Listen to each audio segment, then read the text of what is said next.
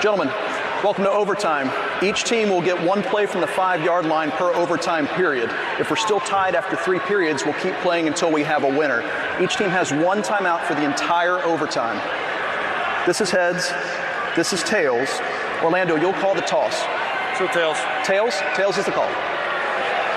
It's heads. Louisville, you've won the toss. Do you want to go offense or defense first? We want to go offense. Offense first. Louisville has won the toss. We'll have first down. Correction, a 2-point try at the 5-yard line. So you heard the explanation from Adam Savoy. They will start at the 5-yard line. They get 2 points if they get it into the end zone. It's only one play.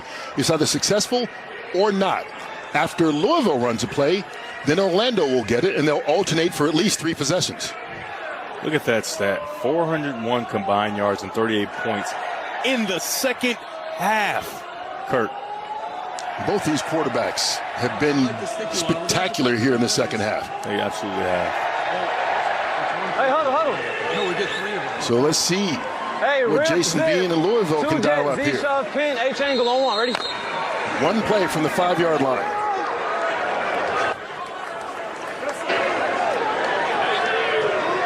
Set. Blue 88. Blue 88. And he throws as he's being hit incomplete. So they get no points on their first opportunity. Now Orlando will have a chance. It's a really nice job of collapsing the pocket by the outside rushers. They do a really nice job of having a party at the quarterback and not allowing being outside the pocket and just slowly but surely collapsing it. And a nice job of the back end, making sure there's nowhere for that football to go. Hey, let's go. Gun, bunch right, nasty, Y quack, 62, F worm, X sticky. On 1, right? Check wide. Got a little worm, got a little sticky in there.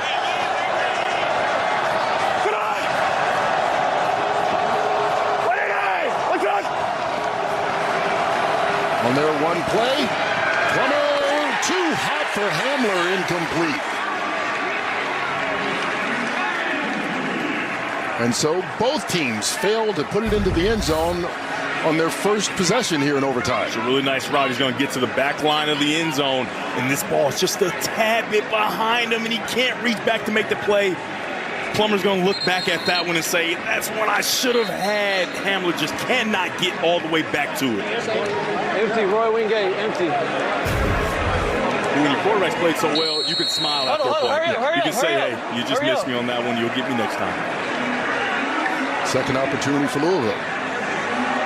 Hey, Roy A, empty, stick slop. On 1, ready?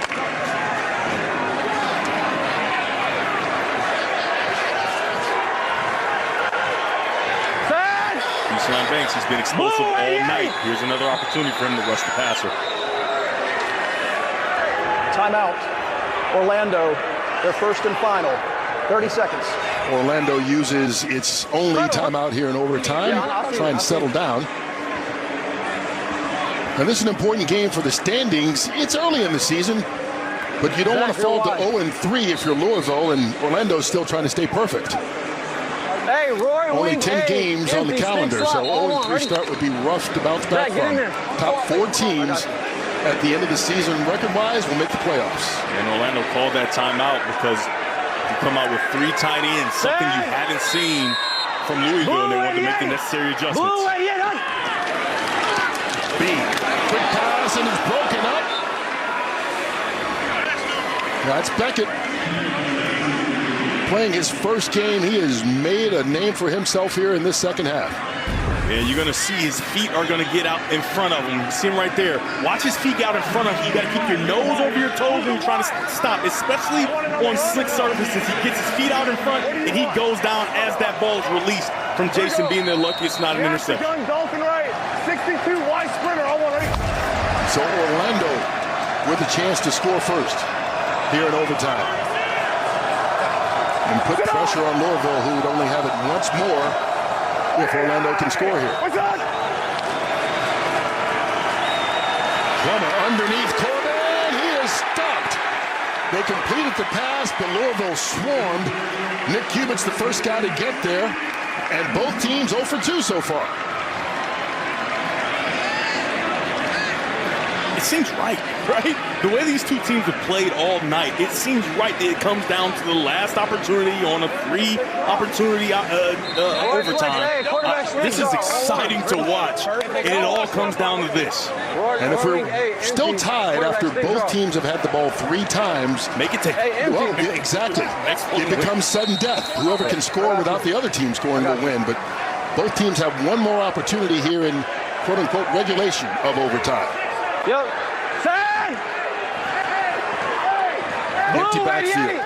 Blue, That's McKitty you highlighted. Bean going to run it instead. No, he throws it. Incomplete. Benny Snell stepped on the sideline. Couldn't hold it in. It's a nice job by side judge Nicole Randolph. She's got her eyes right on it. You can see it from the ref cam. He jumps, and his pinky toe. That close. His pinky toe is on the white. You got to know where you are on the field. Got eyes right on it. Nicole Randolph can see it. Incomplete pass. As you mentioned, good call by Randolph. And so Louisville goes 0 for 3. Orlando for the win. It can end it here. You've got leverage on KJ Hamler.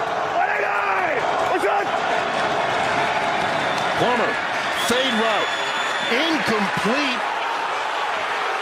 There's a flag down in the end zone. Connor Fox, the tight end, was the intended receiver. Let's see. Defense number 8. By rule, the ball is placed at the 1-yard line. Replay the try. That's a tough call to make for me. They're battling, and it's the right call, in my opinion. That ball was not going to be able to be caught. But if you're number 8, Mekhi Gardner, you got to keep your hands off, find the football. And honestly, you could have intercepted that ball. You were in the better position to make the play. Is it a call you want to see? No. I think it's the right call, though. Here we go. Hey. So instead, one play from the 1-yard line. Orlando lining up, trying to get the win on the road and remain perfect on the young season.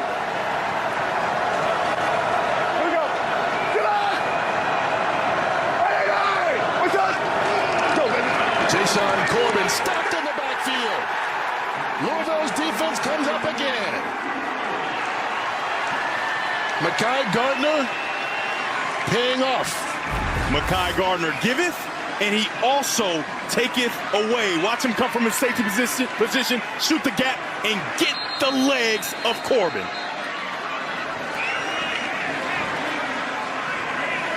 First, he gets antsy. He grabs. The penalty's called. He said, listen, I got it. I made a mistake. I'll make up for it here. And he makes the play in the backfield. And so now it's sudden death. Louisville with a chance to try and score first. Blue 88! Blue 88! Bean under pressure, and that's broken up. So both teams have failed to convert. Darian Butler knocking it down, giving Jack Plummer a chance to win this game if Orlando can score. We've seen all day that the legs of Jack Plummer have given him opportunity after opportunity. Those second and third plays, when you cover the first play, when the quarterback can get outside the pocket, that's when touchdowns are created. You almost had one a couple plays ago by Jason Bean. You spray backline. Okay, gun, punch right. 62 rim. X swamp, Z worm. I want right. But Benny Snell was out of bounds. Now they go back to that Z worm. Remember, it was missed by Plummer. To the back of the end zone. Looking, flag drawn as Badger was the intended receiver, and getting there early. There's a defender for Louisville. Let's see what they called it on. Yeah, he had to have restricted him.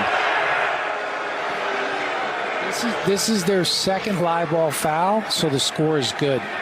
By rule, the score is good. Second live ball foul. Right? This is the second live ball foul in overtime. Isn't it the first series? Louisville had the first one. Louisville had pass interference on the previous try. This is their second live ball foul. By rule, the try is good. Even though it's not in the same period? Even though it's not in the same period, it's the entire overtime. Okay, so holding defense number 1. Number 12. Number 12. By rule, the score counts, the game is over. Correct. Okay. Holding defense number 12. Because this was the second defensive foul by Louisville during the overtime period, the try is good, Orlando wins, and the game is over. A crazy finish. Corey Mayfield called for the defensive penalty because it's the second one. Dean Blandino, explain this to us. How does the game end? To make sure that we had a winner and we got the game over with. We didn't want fouls to continue. All clear, all clear. We didn't want the team to continue to foul to prevent scores, so the second live ball foul by the same team during overtime results in a good try, and that's the rule. So this is basically just an effort to prevent the defense from just committing penalty after penalty after penalty. Correct. And again, to get the game over with at some point, how many tries are we going to go? You think about player safety and extra snaps. We've already been playing over 3 hours. And again, so when we put that rule in, and this has been the rule the last 3 years, the second live ball foul during overtime by the same team results in a successful try. Well, an anticlimactic finish, but a victory for Orlando, 29-27. They win it on a penalty in overtime.